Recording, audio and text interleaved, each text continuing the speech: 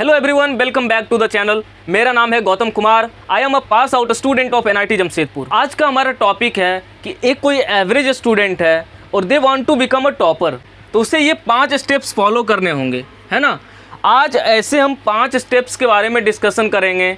अगर आपने उसे रेगुलरली पूरी डेडिकेशन से आने वाला 30 दिन अगर फॉलो करते हो तो आप अपने सब्जेक्ट में, आप अपने क्लास में बिल्कुल टॉपर बन सकते हो।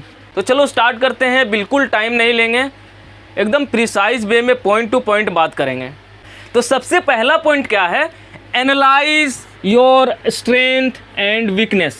सबसे पहले आपको हर एक सब्जेक्ट में आपके कौन से टॉपिक वीक है, कौन सा टॉपिक स्ट्रॉन्ग है, उसका एनालिसिस करना है। तो उसका एनालिसिस करने के लिए सबसे बढ़िया मेथड क्या है, आप एक एकदम खाली पेज लो और उसमें 2 कॉलम बना दो। एक में लिखो स्ट्रेंथ और दूसरे में लिखो वीकनेस।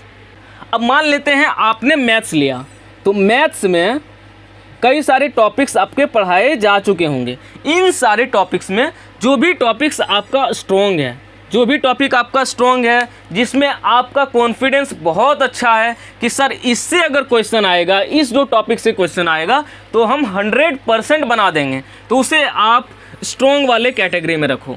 और जो वीक वाले पोर्शन है, जो वीक वाले चैप्टर हैं, जो आपने उतना अच्छा से कवर नहीं किया है, जिसमें आपको उतना ज़्यादा कॉन्फिडेंस नहीं है, तो उसे आप वीक वाले कैटेगरी में रखो। इसी तरीके से सारे सब्जेक्ट का आपको स्ट्रॉन्ग और वीक टॉपिक्स को अलग अलग कर लेना है। इतना कर लेने के बाद आपका 50% प्रॉब्लम वहीं पे सॉल्व हो जाएगा। तो दूसरा स्टेप्स है वर्क ऑन वीक टॉपिक्स, यानी आपका जो भी वीक टॉपिक्स हैं, जो भी कमज़ोर चैप्टर हैं, उस पे आपको काम करना है। और इतना काम करना है कि वो जो वीक टॉपिक है उसे आप स्ट्रॉन्ग टॉपिक में कन्वर्ट कर लो।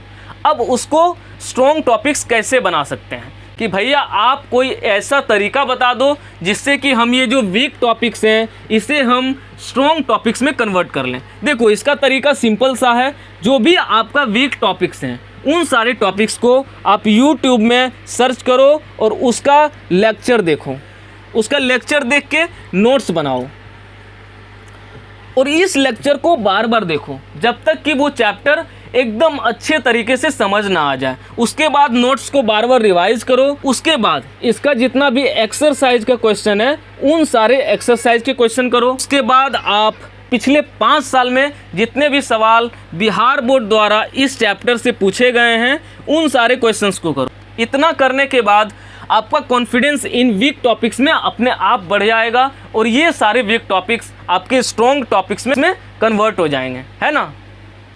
तो अगला स्टेप्स हमारा क्या है कि revise your strong topics regularly.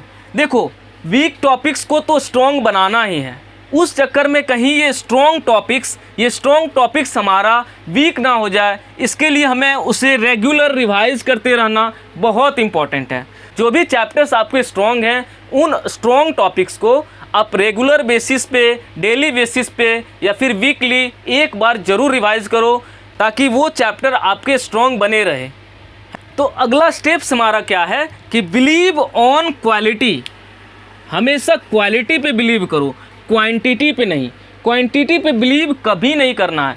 Important ये नहीं है कि आप कितना टॉपिक्स कर रहे हो, इम्पॉर्टेंट ये है कि जो भी टॉपिक्स आपने किया है उसमें आपको कॉन्फिडेंस है या नहीं है। आपके अंदर वो कॉन्फिडेंस होना चाहिए कि जो 4 चैप्टर हमने कर रखे हैं ना, उनसे अगर कोई भी क्वेश्चन हमसे सपना में भी उठ के पूछ ले तो हम उन सारे क्वेश्चंस को बना देंगे। ऐसा कॉन्फिडेंस होना चाहिए। तो ऑलवेज बिलीव ऑन क्वालिटी पे बिलीव करो।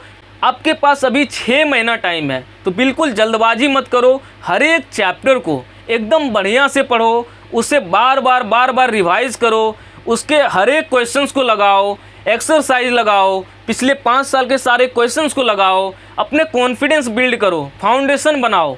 अगला स्टेप्स हमारा है कि बिलीव ऑन योर सेल्फ। अपने आप पे भरोसा रखो। आपने अगर लेटेस्ट सपोज आप कोई एक टॉपिक्स कर लिए हो और आपने पूरी मेहनत की उस टॉपिक के पीछे, आपने नोट्स को बार बार रिवाइज किया, उसके एक्सरसाइज के क्वेश्चंस बनाए, उसके प्रीवियस ईयर भी आपने लगा लिए, तो खुद पे भरोसा रखना है कि यार अगर ये क्वेश्चन हमसे नहीं बन रहा है तो ये क्वेश्चन किसी से भी नहीं बनेगा।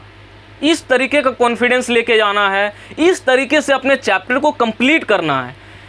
इसीलिए हम बार बार इस बात पे जोर देते हैं कि क्वालिटी पे हमेशा भरोसा करो, कि जो चैप्टर हम पढ़ रहे हैं वो चैप्टर अच्छे से कंप्लीट होना चाहिए। आगे का चैप्टर हमको कैसे पढ़ना है वो हम आगे देखेंगे। अभी फ़िलहाल हमारा क्या काम है कि जो चैप्टर हम पढ़ रहे हैं उस पे हम अपना 100% दें, जितना सर बता रहे हैं उतना हम करते जाएं, ताकि उस चैप्टर से कोई भी क्वेश्चन आए ना, उस चैप्टर से क्वेश्चन नहीं छूटने चाहिए। ठीक है, तो ये थे हमारे 5 स्टेप्स।